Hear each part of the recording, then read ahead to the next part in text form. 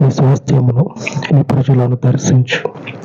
విధేయత కలిగినటువంటి స్థితిని అబ్రహాము వలె నీ వాక్యమును తండ్రి హృదయం అందించుకొని నడిచేటువంటి కృపను నిబిడలకు అనుగ్రహించండి.